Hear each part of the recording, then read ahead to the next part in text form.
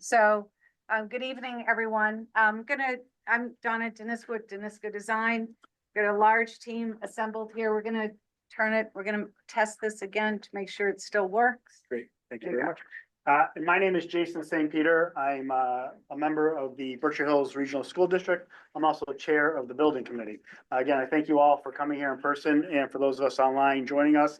Really appreciate it. This is our third or fourth community forum, so I'm gonna go fast on some of the stuff that we've talked about before, but not too fast. So those of you who haven't heard it are up to speed.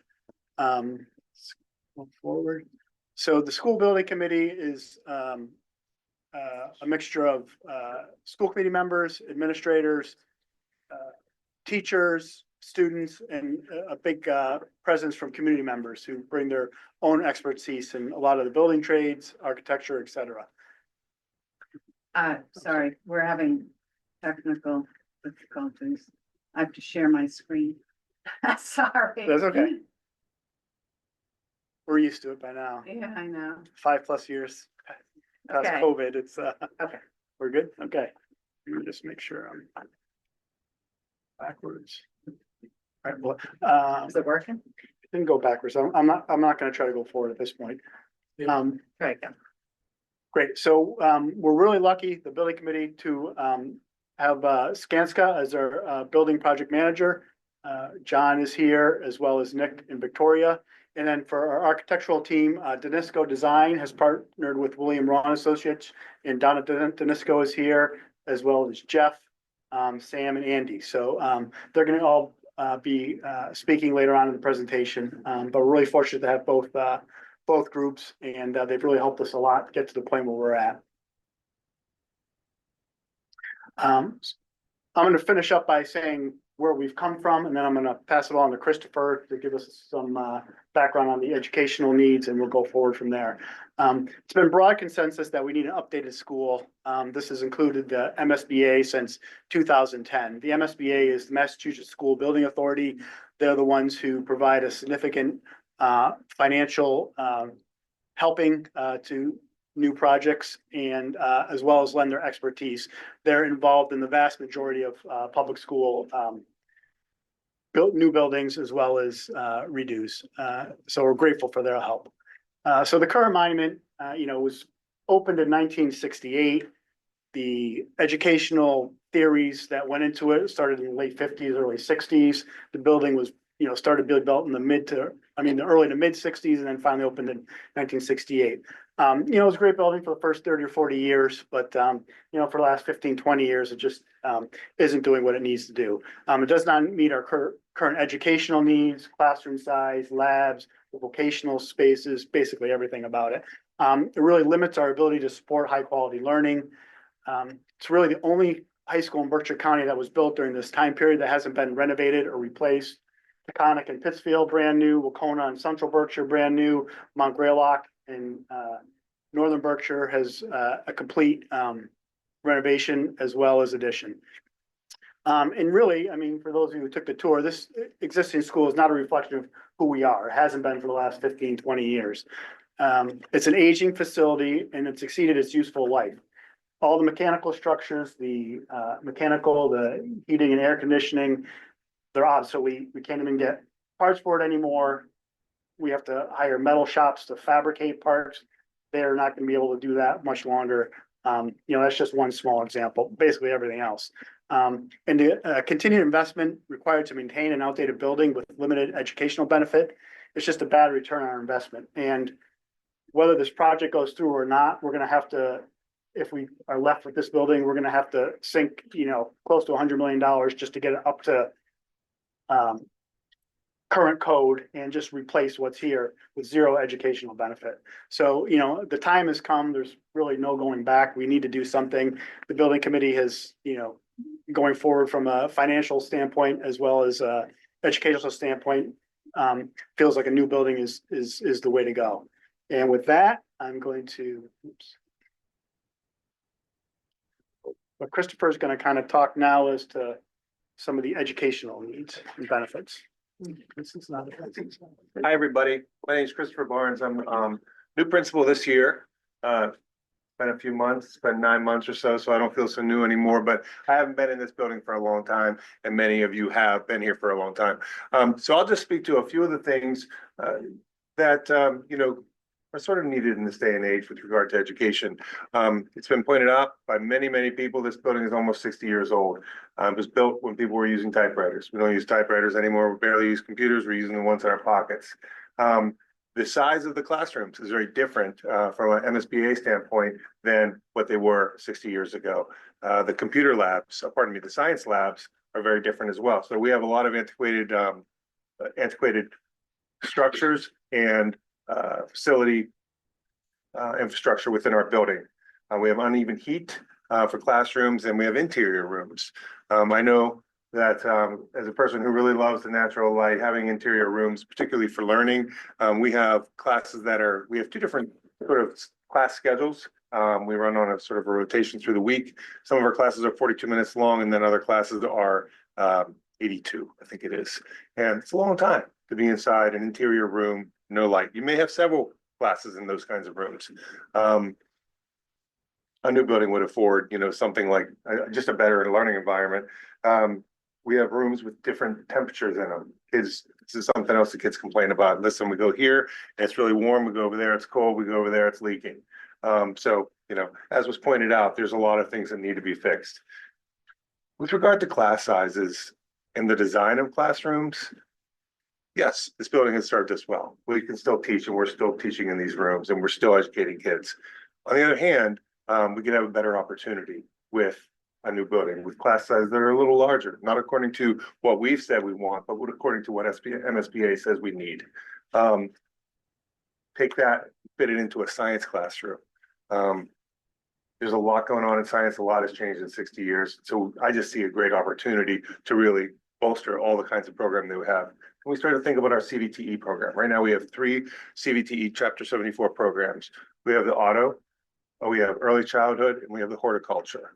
All of them really antiquated spaces and structures.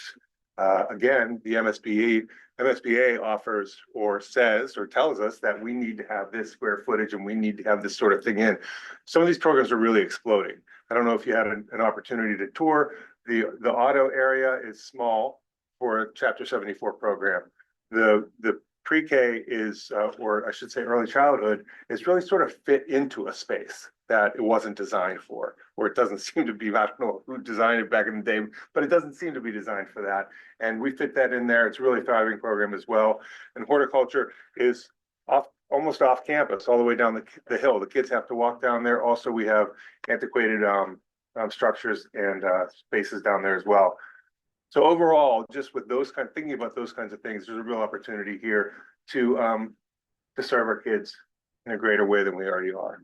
This is a fantastic community. I'm very happy to be here. I hope to be here for a long time. I hope to be here and see a new building. I'm really excited about that. And I think that we can really offer a lot through a new building. I hope I caught all the, well, I think there's 1 or 2 other things. When you think about special spaces for students with special needs, or special sort of instructional spaces that we need for small grouping, or for kids who are having challenges in a certain kind of way. All of this would also be part of a new building. I'll call it a package right now. And we could serve all of our populations much better. And I'm sure everybody here knows that we'd also be looking to add a 4th Chapter 74 program, which would be electrical. Let's just electricity. Thank you. Electricity. Those are a few of the highlights. I think we could do really well with a new building. So I hope that covers it. Yeah, that's great. That's great. All right, let's see. There we go. Sorry. I'm just going to stand over here and on behalf of our entire team, we really want to say it is wonderful to be here. It's wonderful to be part of such an incredible project, and what a wonderful opportunity it is to impact so many students' lives. As Jason had said, the MSBA, though, is a really important partner in this whole process. You all submitted a statement of interest back in 2021. 58 district submitted a statement of interest. 17 were selected. So MSBA has also said that you, from an educational perspective, an enrollment perspective, and facilities perspective, greatly need a new school. So with MSBA's support, and they actually do a lot of checks and balances. They don't want us to overbuild anything. They're very cost conscious. It's really important that the money that they want, that they give you, is put into educational programming. So it's a good checks and balances. They know what's going on in the Commonwealth as it relates to what cost and what it should cost, as well as they have, as Jason mentioned, guidelines. They don't want you to overbuild, but they also want to make sure that you're not underserving any student population, such as students with special needs. So with all of that, it is an arduous process, but we welcome it. It keeps us all in check. They make sure that we're thinking through everything. And we are currently in the schematic design phase. We completed the feasibility study. I'll get into that real quickly. In December, we selected a preferred solution. And now what we're doing is we're refining the preferred solution with lots of, as you can see, we're starting to really think about what is the building going to look like. We have the program set, the square footage set, and pretty much the cost, and we'll get into that. So where we are today is we're about halfway through schematic design, and we will be submitting the schematic design to MSBA at the end of June. At that point, MSBA will review it, and if they accept our submission, then they will also vote in August to approve it and fund the project. And then we have a very important date, November 4th, which is when we'll be asking the voters in the 3 communities to vote for the project. When we started the whole process, we wanted to know what was important to you, right? It's your building. It needs to be the reflection of your 3 communities, and it really needs to support your students. So what we heard, most importantly, cost, and it has to be a sound investment, right? Keep it simple. Make sure that good design inspires, but it also has to belong to the Berkshires. And then what was really important was the connections between programs, your CBTE or your career tech and comprehensive programs. They're at odds with each other in this building. And we really want to integrate and be proud and get people excited about what every student is learning and interested in. Health, safety, and wellness is important. No natural light, no air conditioning, no ventilation, right? So all of that is really important. And sustainability is key in everything that we do. And we'll get into that in just a minute. And then how can we make this a truly community asset? So we have the auditorium, we have the gymnasium, we're creating a true alternative PE space, or like a dance studio or a weight room, or it could be used for community use as well. But even starting thinking about, we can program the building and design the building in a way that certain portions of it can be open and used, whether it's for adult evening programming or other types of programming that can be used for the community. We had several visioning sessions at the very beginning, which were also extremely important. Obviously, that's almost where you start from day one. We met with the senior leadership at the district level, but we had several meetings with the staff. It was really important to hear from them what was important to them for a new school. How can we make your lives better and richer? So again, career tech and academic integration was really important, as well as the integration of special education spaces. The building needs to be flexible. This building is not flexible. It was designed in a totally different era, and this building is going to be with you for 50 plus years. So how can we design a building that will adapt to the programs and needs as they change over time? So back in December, the building committee had to make a decision. What was the preferred solution? We studied a code repair option only, which is where Jason's coming up with about $100 million. That was quickly dismissed. And then we had to make a decision whether it was a renovation in addition to the existing building, and we had a few options for new construction. After a lot of discussion, deliberation, we had the staff weigh in. That was really important. This is your building, you live here. And so it was really important. And actually we had a community meeting right before a final decision was made. So ultimately, a new school, alternative 3E, was selected as the preferred solution. You can see, hopefully, there's a red dotted outline right behind the building. That's the existing building. The new school we built in front of the existing building, built into the hill. So it is a 3-story building on the front and it's 1.5 stories in the back. So we're taking advantage of the topography, but we're able to integrate all of the programs and maximize the footprint and space. So other important considerations in part of the deliberations were, of course, it has to meet the educational program, the ideal relationships, the integration of the career tech programs. But it was really important that we created a new entrance and a sense of arrival, right? We didn't even know where the front door was when we first got here. So it was really important to say, hey, we're here and we're important. Having this as a solution, when the existing building is demolished, you actually get an additional field, which will be in close proximity to the other field. So that was another benefit to this solution. This is the least disruptive solution. We'll keep the existing parking lot during construction. So students and staff do not have to be displaced during construction. And then it still maintains the campus connection. We will be bringing horticulture up to the building, but we'll still have some buildings at the bottom of the hill, but more importantly, the elementary and middle schools. Well, so keeping that connection, staff are shared and so aren't students. So it's really a wonderful campus. And then after all, shouldn't say most importantly, but of course, it was the least expensive option. So here we are, when we submitted as the preferred schematic in December, there was a question about which construction delivery method. There are 2 different types that were allowed in Massachusetts. There was a construction manager and a design bid build. And if you have questions, just come see me. Otherwise, we could spend a whole day talking about the 2.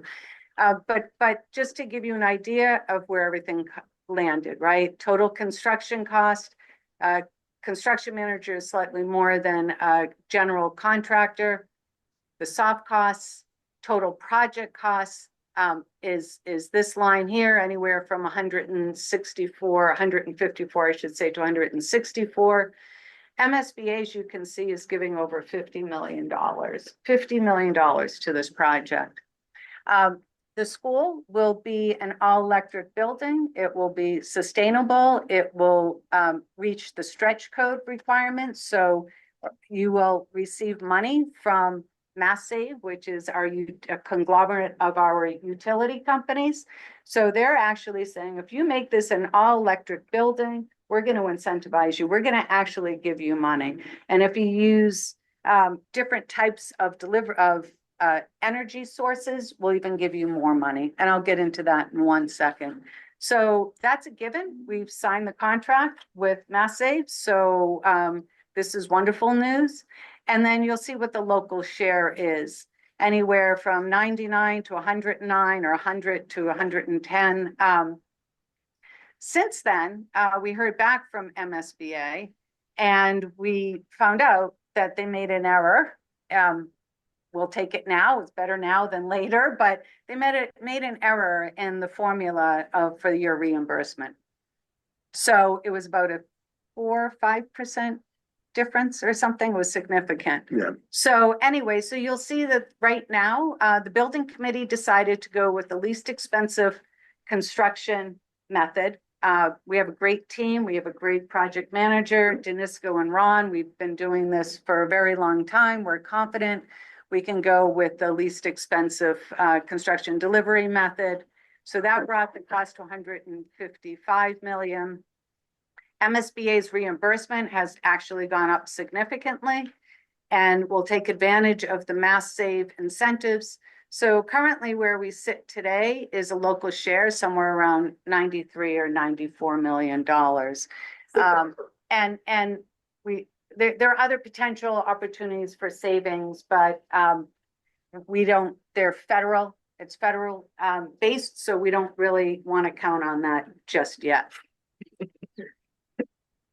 That's fair. Well said. That's nice. That's a nice way of saying it, right? Okay.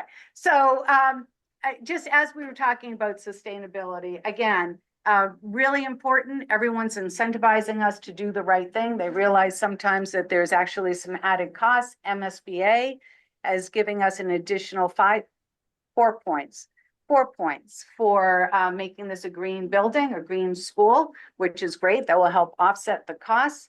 And MassSave is also giving us some added incentive. So the design of the building will be net zero ready. So solar panels are not included in the project, but the building will be designed so you can come in right afterwards and install your solar panels, right? If you want to be completely net zero energy, you probably need to install some canopies in the parking lots, but we'll have that infrastructure also built in during the design of the project. Other consideration costs are the construction, which we've talked about, and operating costs, right? What a great way to save money year over year over year. How can we make this the most energy efficient building and even possibly reduce to lower it to zero year over year by adding solar panels later? That's a huge operating expense that could be eliminated. Carbon emissions is important, as is embodied carbon.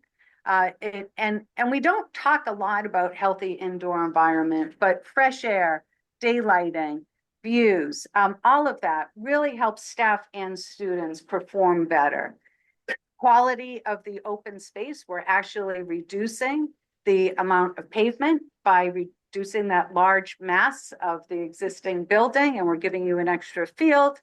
And we do have to be careful not to over design or make the systems too complex that the staff that have to run this building day in and day out, it's too sophisticated. So we're going through a lot of that. We'll make sure the training's in place. We'll make sure that there's informed decisions based on our input.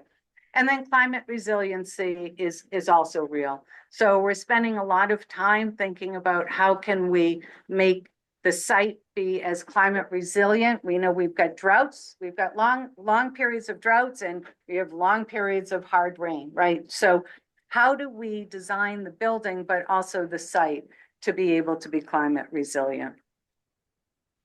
First step, we have the building committee is very excited about the opportunity of ground source heat pumps, or also called geothermal wells. You have them at the middle school. These are going to be slightly different, but it's the same premise. These will be only 500 feet instead of probably 1,500 feet or whatever they were supposed to be, the standing wells. So these won't have the same problems that you currently have at the middle school. But we started drilling. First test was to see, is the site capable of accepting all of these wells? So I don't know if anyone saw it, was right in the middle of February, this massive rig that was on site at the bottom of the hill. So this is your site. It's quite impressive. Anyway, so we've done our test well. It's complete. Site is clean. We said that we were supposed to have the report March 24th, and we're still waiting for it. But the drilling went as well as we could have hoped. And now what we're doing is we're waiting to make sure that the conductivity within the well, we need to know what that is to determine how many wells we need. So that's where we are with that, but it went as well as it possibly could have. And with that, I'm going to turn over to Jeff, and he'll walk you through where we are today. And it should work. Thank you. This is going to be, yeah. Hi, everyone. My name is Jeff Oxley. I'm an architect at Tenisco Design. So as this phase of the project has progressed, we've also advanced the design of kind of that 3E alternative both on the site and within the building. So I just wanted to go ahead and point out some of those refinements that are being made. Yeah, Sure. thank you again. Sorry.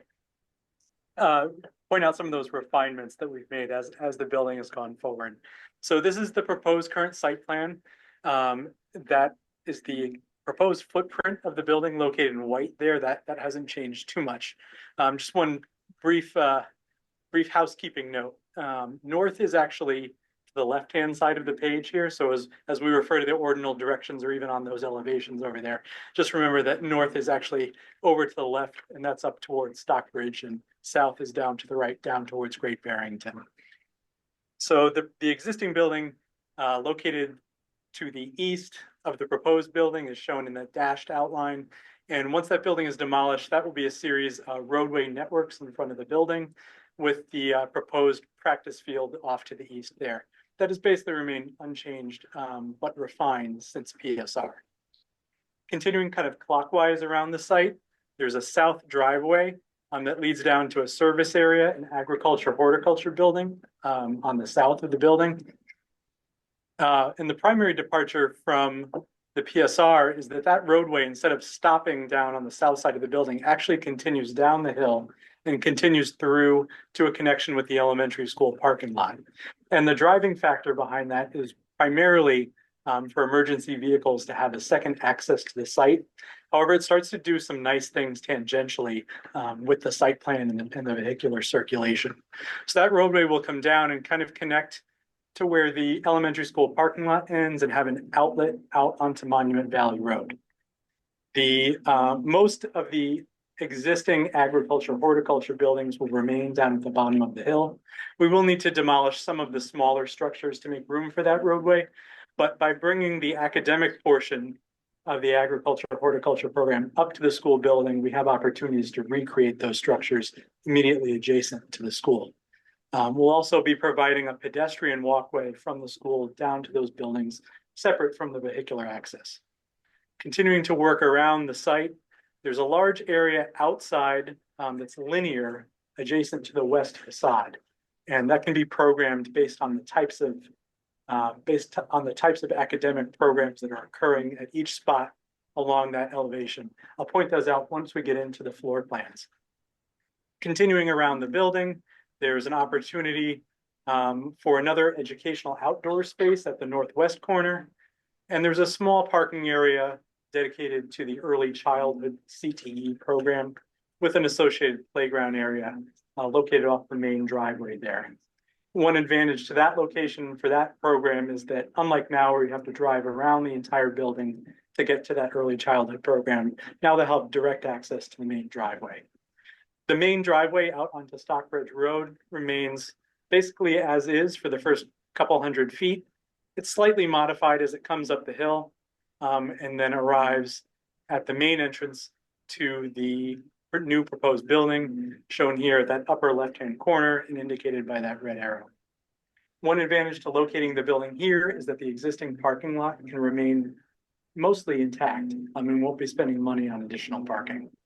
Everything else to the north there, the tennis courts, softball field, and the existing storage buildings are existing to remain. So you see all of the different kind of roadway networks located in front of the school, and we just want to walk through a diagram of how that all works. It looks kind of like a conglomeration right now. So car traffic is shown in these blue arrows that come up the new driveway, reconfigured driveway, make a counterclockwise loop in front of the building, and then proceed back out down the main driveway. Cars will also be able to exit and enter the parking lot off of that driveway. There'll be a small driveway located off of that main circulation loop for vans that may require additional time unloading or loading and without disrupting the main vehicular traffic through the site. So one of the advantages to adding that emergency access drive is that now buses can potentially use that as well. So bus traffic could come up the driveway, again, make a counterclockwise loop, and then proceed back down the driveway without ever having to mix with car traffic on the site. By doing two counterclockwise loops, passengers are always embarking and disembarking on the right-hand side of the vehicle, which is advantageous. Potentially, someone could drive from the elementary school parking lot up to the high school without having to get onto Monument Valley Road or Stockbridge Road. Service traffic could enter the main driveway in front of the building and then down to the service area located to the south, and then proceed out that same driveway. And this is kind of the crux of that whole circulation move. Emergency vehicle traffic will now have 2 access points off-site and be able to circulate 360 degrees around the proposed building. Some areas that we're working on right now are shown here in these highlighted circles. We have the opportunity to create an outdoor classroom area located kind of equidistant between the proposed field, the entrance to the building, and the parking lot. We're continuing to work on the front entry views and approach to the building. We want that to be immediately apparent when you arrive at the school, but also be inviting with a little bit of shelter as people are waiting or being dropped off. This area number 3 here is the early childhood program located adjacent to where it is in the building. We have the opportunity at the northwest corner to create some outdoor space for the art classrooms. 5 is a potential outdoor space for student dining adjacent to the cafeteria. And then 6 is the greenhouse and agriculture program area located towards the south to take advantage of sun exposure. So getting into the floor plans of the building itself, we've made some refinements since the preferred schematic report. The main entrance to the building located here at the upper left-hand corner, adjacent to that drop-off in the parking area. These blocks of color inside represent different program elements in the building. So this light green area immediately adjacent to the entrance is the administration area, the guidance area, things like the nurse's office. Moving clockwise around the plan, the main public space here is the auditorium and stage, located in blue.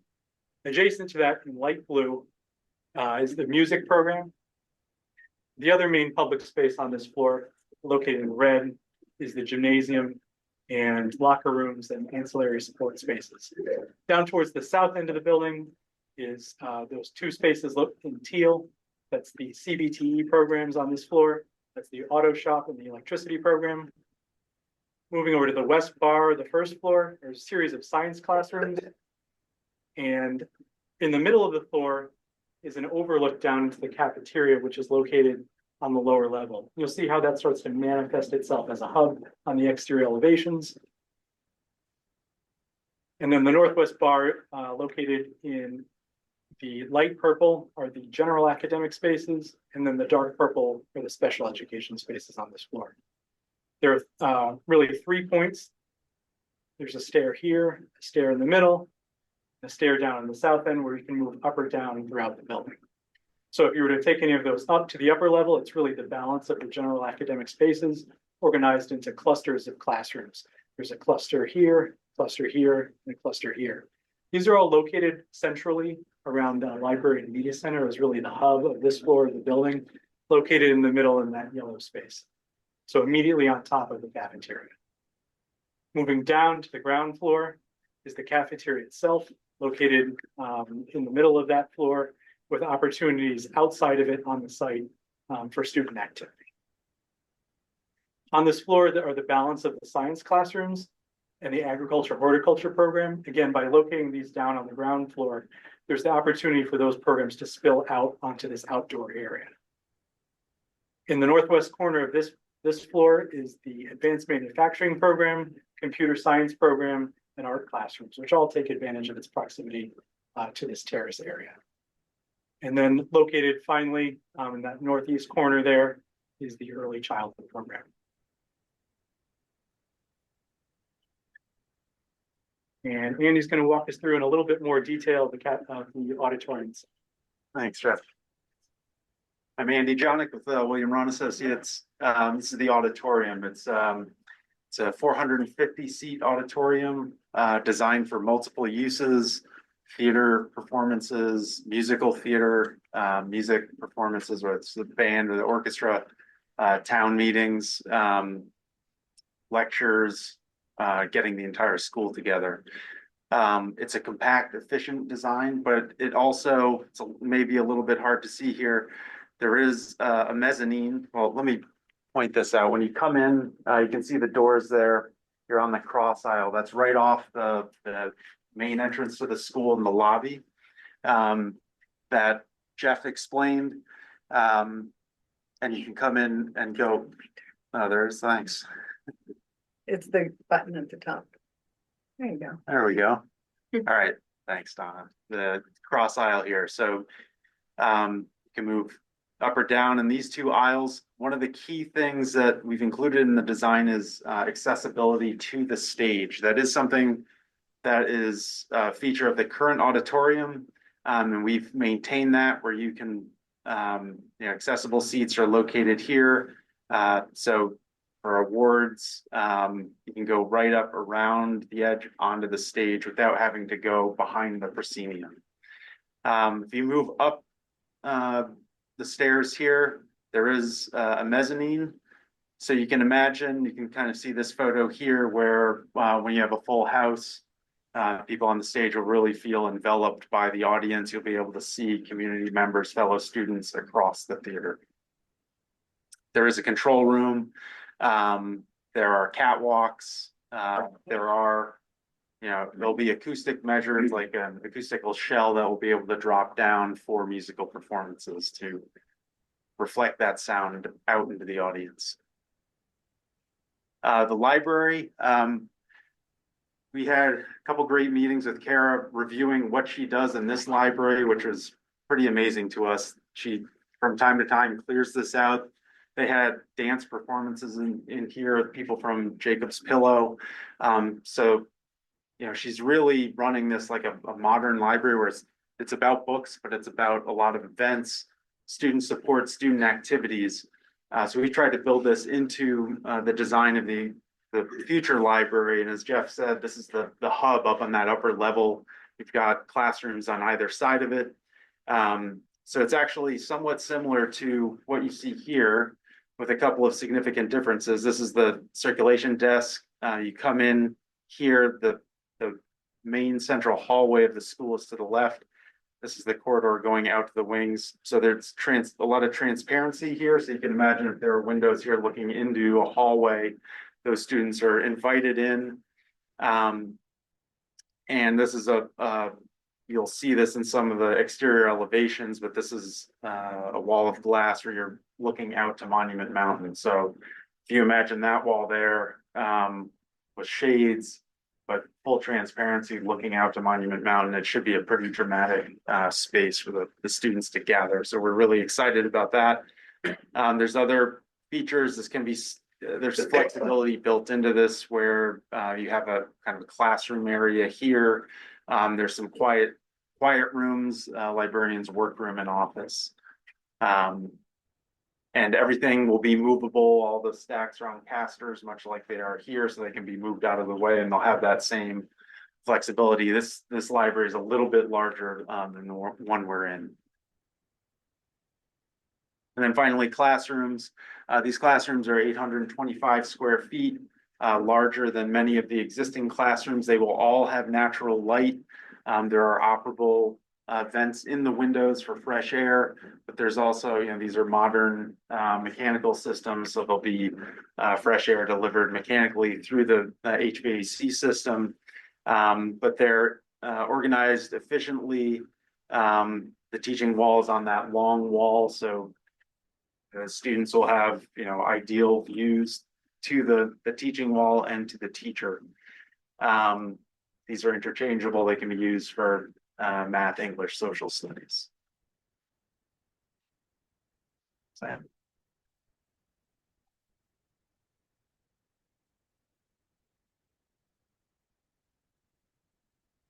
So again, I'm Sam Lasky, and just going to jump ahead a couple. Let's go to this slide here.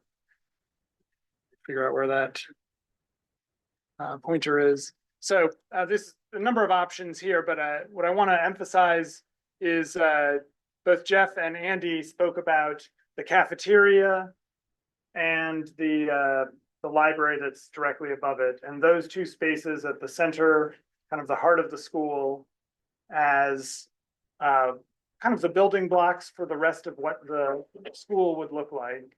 So the idea that you'll see in a lot of these images is that facing out towards Stockbridge Road is that along that main facade of the building that you see from the road, you would see the cafeteria with the library above it, with the classrooms left or right of it. And that space really becomes the focal point of what you see when you're driving along the road and looking out.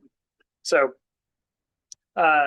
we kind of started with that as an organizing principle in relationship to what Jeff and Andy were describing in the floor plans. Really, as Donna was emphasizing, we were kind of designing this by starting with how the floor plans would work, what is the right relationship between the classrooms one to another, and getting those things right. And then with the function of the building, getting that to work right, then trying to think about what that means for what the building looks like. So one of the first things that that we looked at is also window patterns. And so what we're going to show today is just a number of different things that we've been looking at. We've presented some of this to the building committee that we're working with, a subcommittee of that building committee. We have some feedback we've gotten. We can share some of that. And some of these, the first three drawings on the left here, these boards, they're kind of gray and white color, which isn't necessarily to mean that the building would be gray or white. What we were trying to do is kind of take the color or the material out of the equation for a moment and just look at kind of the shape of the building. And then in some of the images on the right, look at possible colors or materials for the building. So I'll just try to walk through those quickly.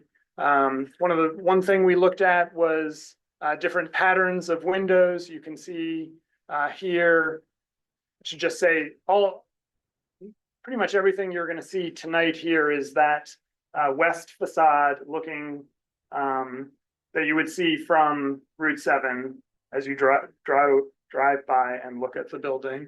And that's the facade you're seeing here. It's 3 stories high. There's the cafeteria and the library above it. So, we looked at a number of different patterns of windows, sort of individual windows paired in each classroom. This idea of maybe taking 2 windows on 2 different floors and joining them together to look like one bigger window. And so there are a number of things we've been looking at here, and some of the feedback we got sort of gravitated more towards these 2 than this upper one. I think people liked the idea that some of these windows joined together and felt a little bigger in their scale, and not so many little tiny windows everywhere. So that's just feedback that we got at an earlier meeting, but we're welcome, and I would love to hear what you all think. So then the next couple slides, as I said, we're looking at kind of the shape of the building, and hopefully you can see the difference here. On the left are a series of options we looked at that I would just say are more rectangular in their shape. And on the right, we looked at an idea of introducing at that northwest corner that Jeff was describing, a kind of gable shape like you see on a lot of buildings, and kind of dormer, so that this 3-story high face of the building would kind of look more like it's 2 stories high, with the 3rd floor looking a little bit different from that. And we were exploring that as an idea to try to affect your sense of how big the building is, make it seem a little bit smaller by doing that. And sorry. I have a question if you're willing to take one. Sure, let me just explain one last thing so people know what they're looking at. So just to explain that again, this is if you were turning into the site that Jeff was describing, if you're in the car, you're driving in, this is kind of the first view of the building you'd really be seeing as you turn onto the site. Again, the more linear, rectangular shape versus this kind of shaped end, gable end with the dormers. And again, some of the feedback we got from the building committee, the subcommittee, was a kind of preference maybe for some of these that seem to break down the scale of the building, have it look sort of like 2 stories with this 3rd floor that's a little different. So that's some of the feedback that we got. I think, Peter, you're saying someone had a question on Did that? you have a question? How tall is the building? Oh, good question. I'll go back 1 slide here. So one of the great things about this site and being on the hillside is that it's different heights in different areas. So along Route 7, this is about 45 feet high here. And then the hillside slopes down about another 15 feet until you're kind of level with the road there. And oops, I'm sorry, I'm going the wrong direction. Might be a little bit hard to tell, but as you come around from where it's 3 stories tall here towards the east side, the main entrance is just around the corner here. You can see the hill is sloping up. And so actually when you get to the entrance, it's really only 2 stories there, not 3 anymore. And so because the building is kind of the lower level, the ground floor that Jeff was describing is kind of built into the hillside, it means that when you pull around to the front door, the building will seem smaller when you're on that side of the building than on the Stockbridge Road side. So just one of the things we were trying to do to kind of nestle it into its hillside setting. And I think that's a kind of nice feature that it's not always it won't always seem exactly the same as you move around the building. It'll seem taller in one area, a little shorter in other areas, and so it varies as you go around the building. So we started to look at materials and colors, and these are just images, not to say the building would necessarily look like any of these other buildings, but just to show some warmer tones, some lighter tones, some sort of medium gray tones. There's a mix of things that are brick, masonry here. There are different other materials that could have a similar color to these warm bricks, not necessarily, doesn't have to be red brick. So we've looked at a number of things, and this last image here is just showing a number of different combinations. So for example, this might be a warmer color masonry at the lower floors, and then maybe a lighter color, light medium gray on the upper floors. And we looked at some that were kind of a darker tone. So we've just been looking at a variety of options for what colors make sense, how does it feel on the site. And there've been, I would say, if I go back a couple slides, there seemed like there was a lot of interest in kind of these 2 options in earlier meetings. I'd say there might have been more variation of opinion about some of this question of which colors and mix of materials people liked. But in general, the feedback we've gotten maybe tends towards maybe 1 and 5 that you see here, where there's a kind of, warmish tone. I would say wood tone, but not that it would be made of wood, but the way that wood has a kind of warm color to it at the base, and maybe a slightly lighter color up at the dormer level of the building that helps just make the building seem a little bit smaller. So we have these printed out as well, and happy to take questions about that or gather around these at some point and hear any feedback that you all have. What I want to emphasize is that the design of the exterior of the building kind of happens in steps. We're at the beginning of that process. We will, as Donna described, go through a process to have the building priced one more time to confirm the pricing that was shown on screen. That's part of the process we go through with the Mass School Building Authority, requirement from them. And if this project continues along, this is not the only bite at the apple. There'll be lots of time to further develop what this looks like, really choose the exact color and type of brick, and look at real samples of materials and go through that. So I want to make sure everyone understands that this is the beginning of developing what the building would look like. This isn't, finalized or done. This is something we do kind of together through the process of the design. Are you up, Peter? Yeah, I am. So I get to just finish up with a couple things and then transition to questions, and thanks for sharing tons of information with you. And I've been doing this for years, and it feels like decades. And even tonight I learned a couple new things. So thanks for your patience on it. We hope as we continue along in this that we can really articulate a strong case and reason why this is not just good for high school students and staff in the building, but it's good for the whole community. There are lots of opportunities for events in the school. We'll continue with those opportunities. The design lets us open up the auditorium, gym, cafeteria, and other spaces for community access, and at the same time close off parts of the buildings that we might not want people to be in at different times of night. Improved opportunities around all our vocational programs, particularly the public facing ones. So if you're getting your car work done, you can come up and drop it off in a thoughtful way at our garage, the same way you would at any other garage, right? If you're dropping your kids off in the early childhood program, that there's a way to do that without going through the whole school. And also a nice transition place in the playground there for parents to say goodbye to their, and these are really little kids, right? Like 3 and 4 year olds, often early in the morning, or to transition at the end of the day together.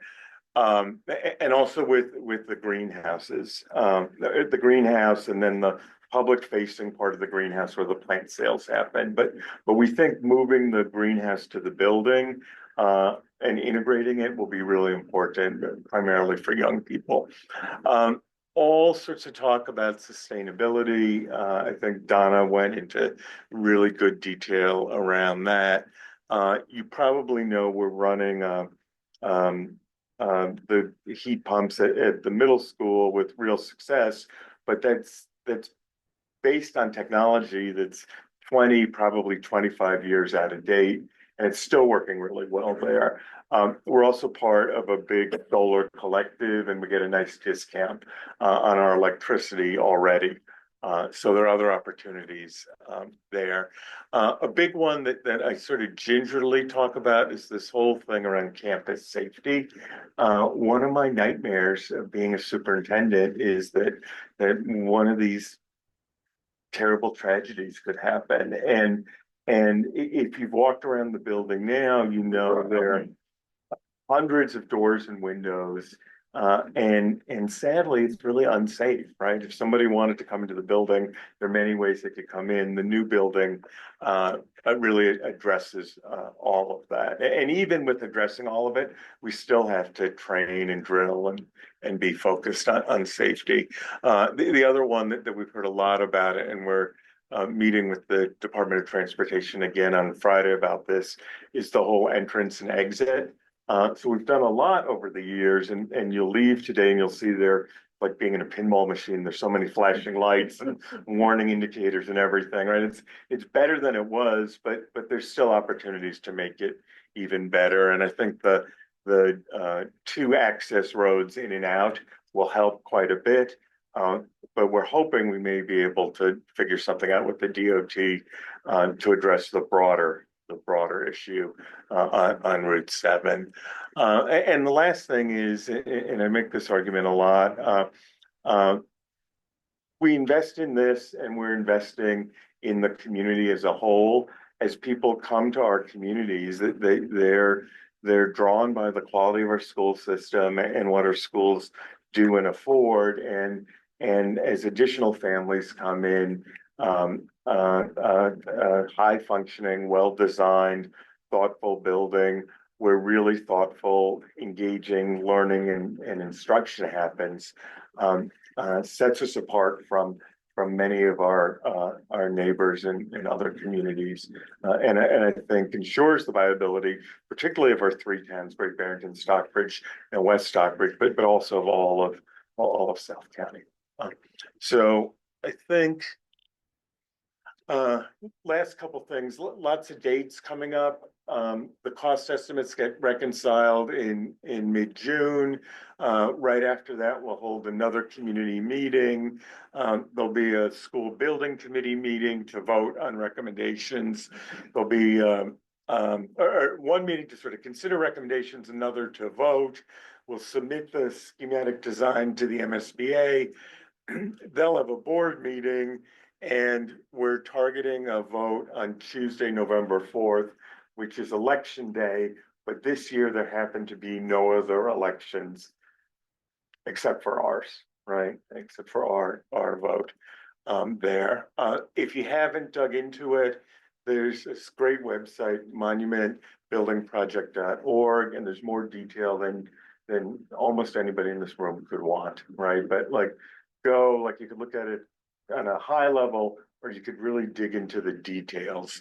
But that's the place to look. That's where we're going.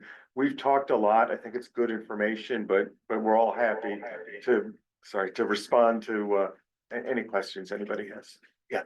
I have a question, not about the building and all the steps. Sure. My question is, how do you get every single person in the three towns to know what's happening, to know what this website is, and to get them engaged? Because they're gonna vote on a budget. Right. They're gonna be worried about how much it's gonna cost. So the public information, you have to push it out. Yeah. So what? Yeah, I'm sorry. So and correct me if I don't get it totally right, but how do you get the voters in the three towns to understand this and to make sense of what's a lot of complicated information before November 4th when they have to vote? Is that an okay? Yes, Summer? yes, because I actually only know about this meeting tonight because Steve's on a committee. Right. I don't happen to look at the town website on a regular basis. Yeah, no. But I was wondering whether every single resident could get a postcard with some of this Yeah, information. I think that's a really good idea. We have an outreach group that's working on this. And newspaper articles. Yeah, it's funny. A number of years ago, I brought in a consultant to help us think, not about the project, but just about the district and how we're covered. And at the end of his whole thing, he's like, "You're covered more than any other district I worked for, or I've proposed something to. Don't hire me. Just keep doing what you're doing." Right? In terms of the number of articles written about our schools on a weekly, if not daily basis. What we have to do and shift is get information out to people, and in a very concrete way, we can look at how many voters there are in each of the three towns, who's voted in the last several elections, who's likely to vote again, who hasn't voted, who might vote, and how we get to them. I think I know in the coming weeks, you'll hear from us. We have some interesting ideas. One is around a sort of set of simple participatory interviews. So we literally go out, do outreach to people, explain some of what's going on, get their feedback in specific areas about other things, and build that, not so much at this point into the design, because the design's well underway, but things like how we might use the building for a range of community needs and share that back. We're hoping to activate initially dozens of people, and then maybe something on the magnitude of 40 people, and each of those 40 people reach out to another 40 people in this exponential way through even Stockbridge is itself a relatively small community, but within Stockbridge, there are 4 or 5 discrete neighborhoods and then geographical neighborhoods. And then there are probably 10 or 12 additional ways to cut the population of Stockbridge. And to reach out across all those different constituencies. So you'll hear from us. Steve Boyd's here. He's on the building committee, but he's also working on the outreach thing. He's going to play a big role in helping us do some of that. And there's some other people who aren't here tonight who are. One of the things to clarify, maybe to answer your question, is that now that we have a vote set, the independent community members who feel like this information should not only just be shared, but then articulated and argued in support of the project are really a political campaign. Peter can't use taxpayer dollars to go campaign for this. So the school's doing its due diligence and the right thing to share all the information in just the facts. And so we hope that the community will pay attention to the emails that go out and the postings on the board. I hope all of you will go to this website and share it on all of your social media networks. We're working on standing up a committee that'll start to do that, but we have to fundraise.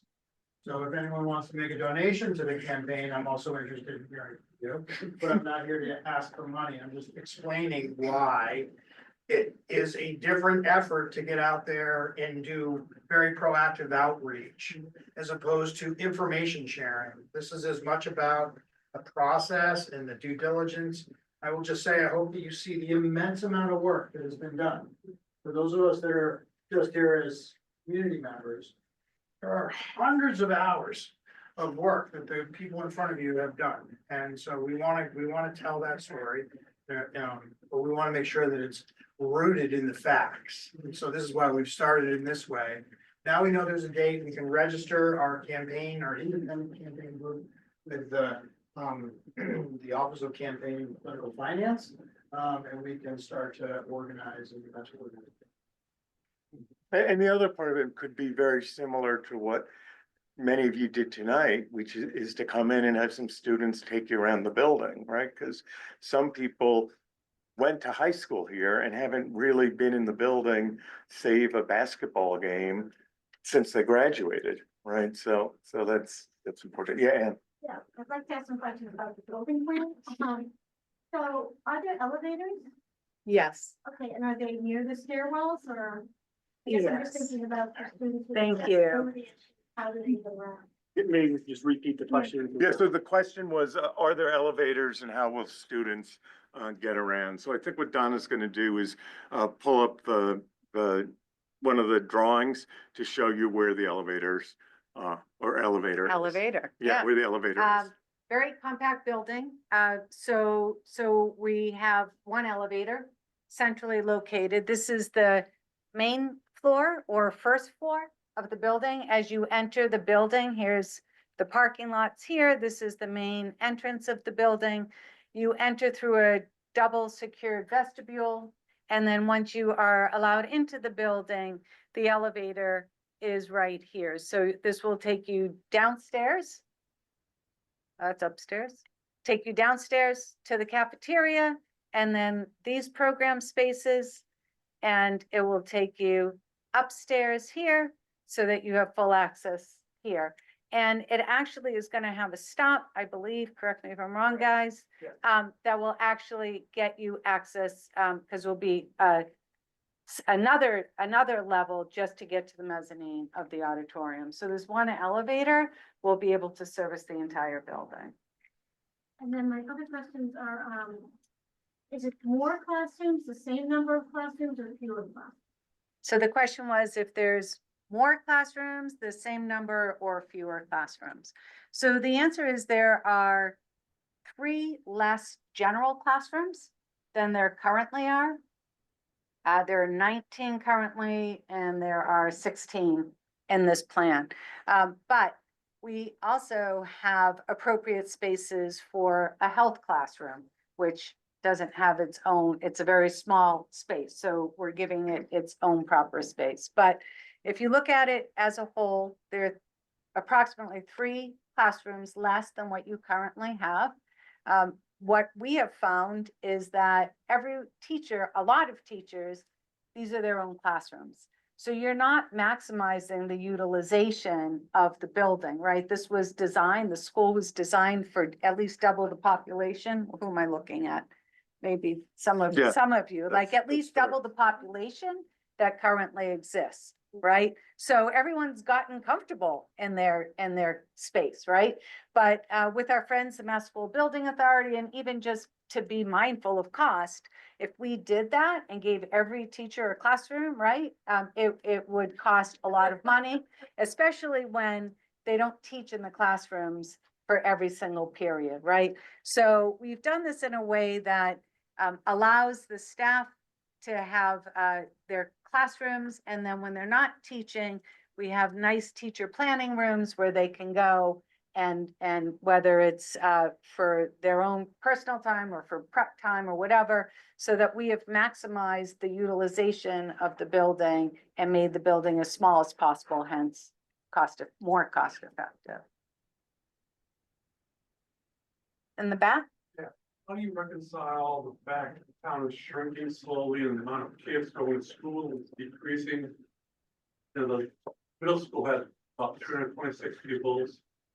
You have currently large classes in here, but the building is built for what, 485?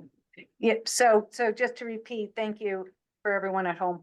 The question was, I forget how you started this, but how do you justify, or how did you come up with, yeah. Size of the school compared to the fact that the amount of kids is shrinking, the amount of people living in the town is shrinking. And it just seems like we're going in diametrically opposite direction we should be going. So the question was, the community is decreasing, whether it's in student population or general population, and why is this building larger than what is currently for this current population? Am I saying that right? Bottom line is, you're saying we're having a decreased enrollment, right? Big buildings, big money. It Yeah. 100%. So who are you really building for? Right. And if you make a big school, you're gonna be trying to poach students from other school districts to fill it, because now you have a big building.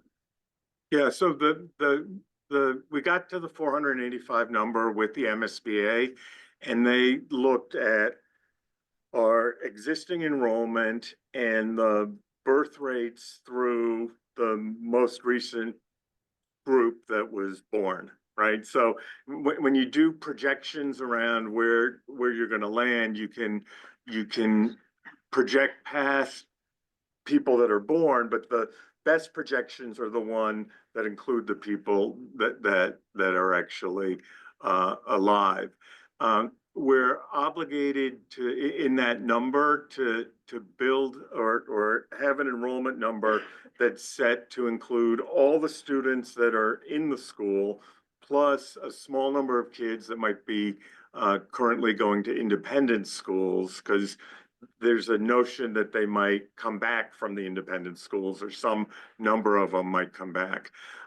They also built in some numbers around the kids we get from both Farmington River, which is Otis and Sandusfield, because they don't have a high school. We actually get them in 7th grade, and some number of kids from Richmond, because they also don't have a high school, but those don't drive the numbers that dramatically. There's also built into it an anticipated bump in enrollment that typically happens when you build a new school. Your enrollment tends to go up about 10%. So I saw, like, you had a letter to the Edge the other day, and you cited class size in 1st grade.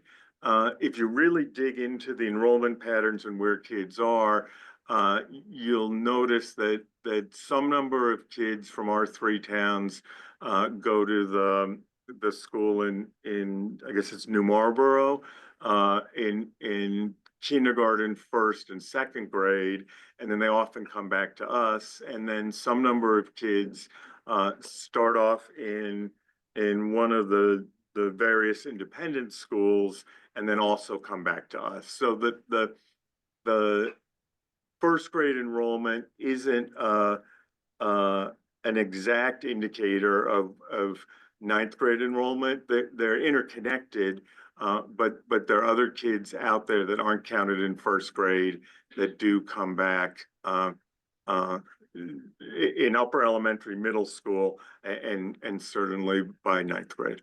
So do you feel the middle school numbers are consistent with what you get in high school, or is there a dichotomy there as well?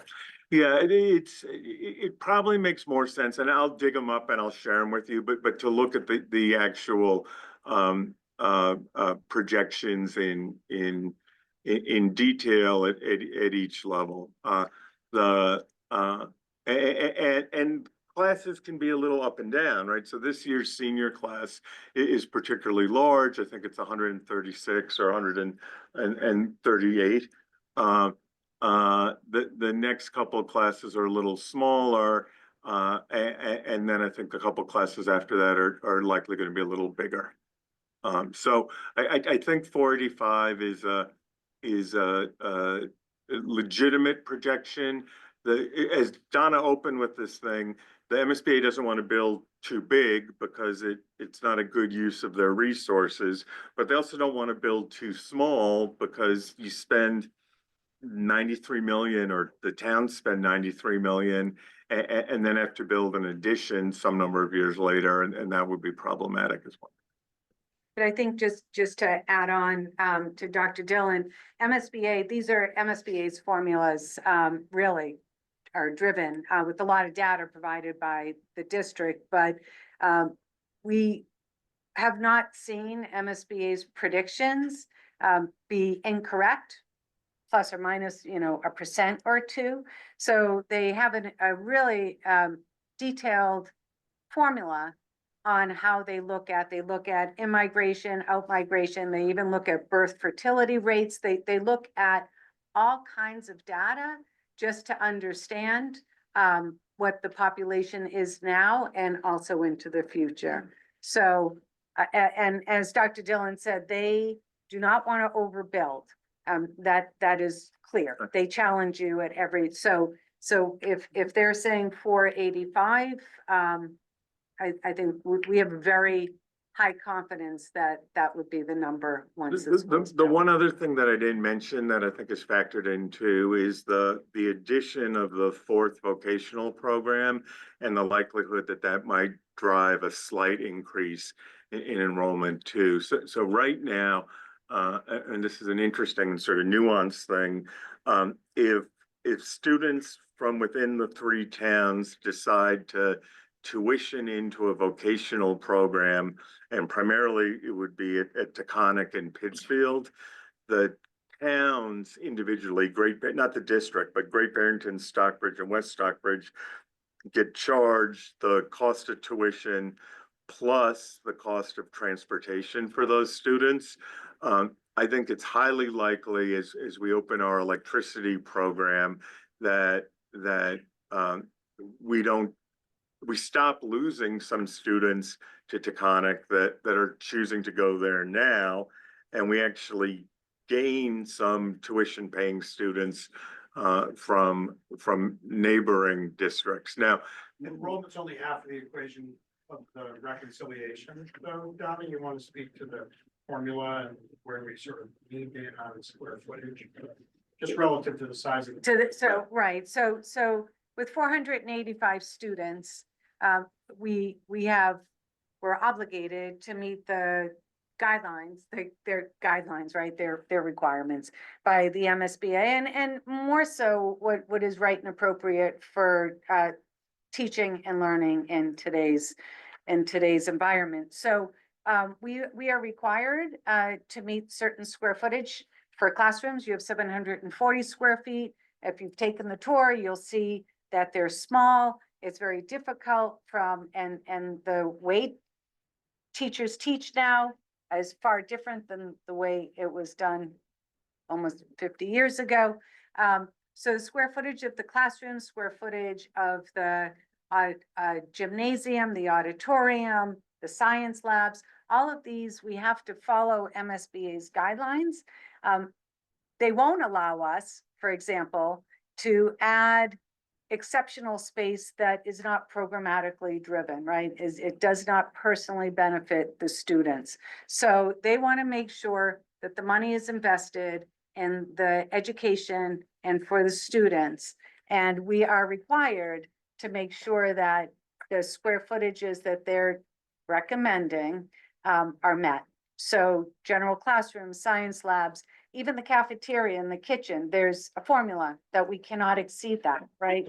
The gymnasium, the CBTE spaces are actually the chapter 74 dictated by Department of Secondary and Elementary and Secondary Education. So we have to follow those guidelines. So education has changed over the years. So if you think about how building codes have changed over the years, right? We didn't have accessibility when we first opened this building. We didn't have to worry about, well, you didn't have to worry about an elevator because it's single story, and other buildings, right? You didn't have to worry about making sure the doors were wide enough. Today, there are all different types of codes to make sure, right, that we're providing access, that we have sprinklers in the buildings where we didn't have to. So that's from a building perspective, but from an educational perspective, they have the same types of guidelines and standards, if you want the state's money. So they're trying to build that equity and make sure that we're not putting all of our money into a beautiful auditorium and chintzing on the classrooms, right? So that's another way to look at that. We have a question online from the newsletter from Eileen. Brian, could you allow Eileen to talk? And Eileen, could you unmute yourself? Yeah, good. Go ahead, Eileen. Okay. I'm, excuse me, I'm asking this as a person, not as a newsletter. Okay. But is the parking going to be farther away? And will there be handicap parking at the school? I'm looking at this actually from the perspective of somebody going to a meeting in the auditorium. It looked as though there would be a long walk. Yep, thank you. Yes, actually, very similar. We do have accessible or handicap parking right in front of the school. You'll see that there's a row. I don't know if you can see the cursor on the screen. I don't know if they can.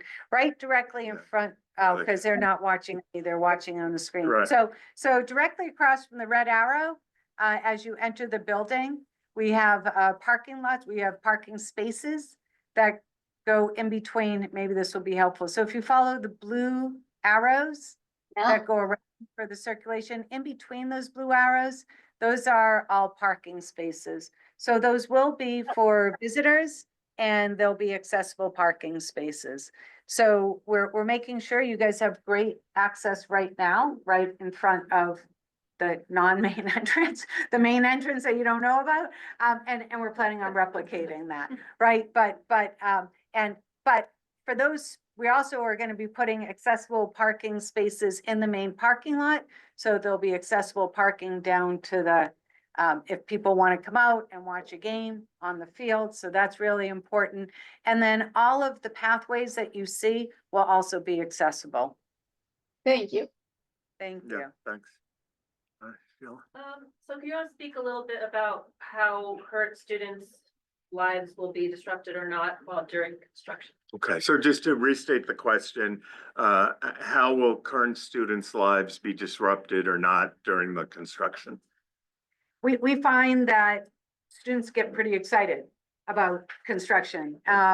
Everyone from elementary school kids just love to peek between, you know, the scrim on the fence, but even the high school students, we've actually started having conversations at some of these trades, the kids that are very interested, how can we engage them as part of the construction? But one of the reasons why this option was selected was that we have to maintain the existing building during construction. So what that would meant, the other option was building a new school in the existing parking lot, right? So then we would have had to find temporary parking for that, for the students during the, and staff during the course of construction. With this option, we're able to literally put a fence between the existing building and the new building and cordon off the construction zone. So the entrance into the building, the parking lot won't be affected. All the fields won't be affected.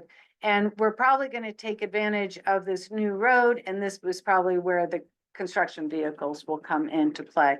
So we are keeping in mind that how are we going to access the horticulture program? Because it's still down at the bottom of the hill while the new horticulture program is being constructed, but we think there's an easy way to address that as well. So very limited impact. Noise is always an issue, but we make sure that we try to manage the noise the best we can. If they're MCAS, although we're no more MCAS. No, If but they they're- still if they're take testing- MCAS. They don't need it to graduate, but they still take them. All kinds of testing that will occur. Anything else, you know, we make sure that we stay, that there's no construction that's going on during during those times. 40 feet away from when we did Wacona, yeah, the new building, the existing building, we really did get replaced. You know, right. You know, the geothermal wells, right, will occur in the hill down below. So all of that noise will be below in the hill. So being propped up at the top of the hill will also help. I hope, does that answer your question? Thank you.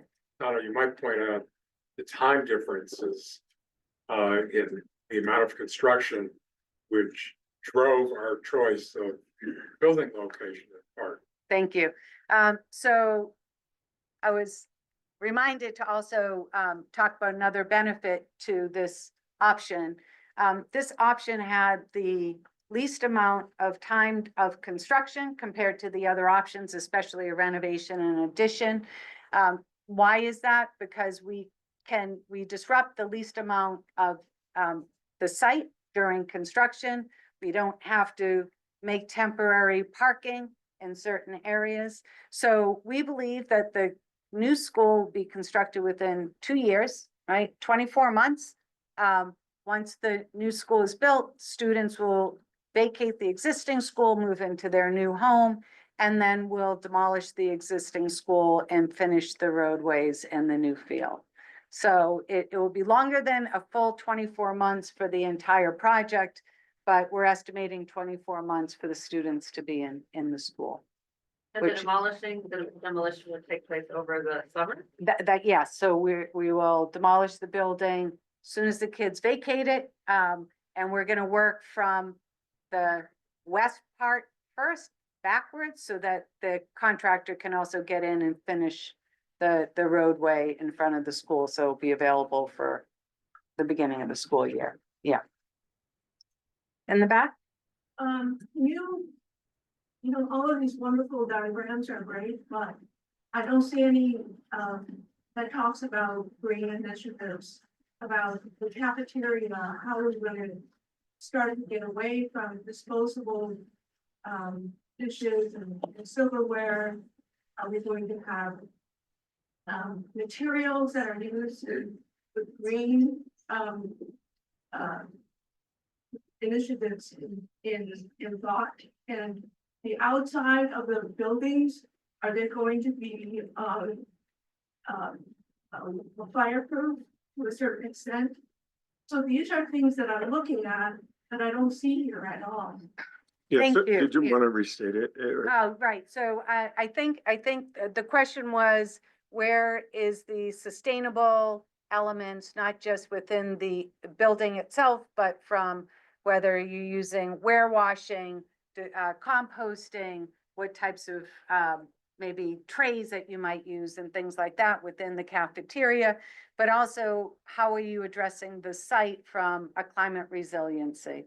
And also demolition, what do you do with all of the trash that's been accumulated? Do you have methods to reuse some of the demolition products? Yes, so I'll answer the last one first. Yes, the project will be registered and will be certified by LEED. and we have to follow a prescriptive path, and we have to hit certain lead credits. One of those groupings is for materials and resources. So we do have to ensure that we recycle as much as we can, separate all of the demolition and debris of the existing building. So we will ensure that we can do that. We have to, and we'll follow the lead prescriptive methods. So that's an easy one. Some of the other ones, I think some of those are probably great starting points and conversations. We haven't talked about what kind of trays we want to use in the cafeteria. Are we getting away from plastic trays or whatever? We can start having those conversations. That's something that we have all the data. There's pros and cons, right? You do one, you're wasting water. You do the other, right? So we can certainly have those conversations. We have a sustainability subcommittee that if you're interested, we post when we have those meetings. And if you would like to join those meetings, that would be great. That is certainly a topic that we should be talking about. You had mentioned something about fire, but I think you're talking about the fires that you just had.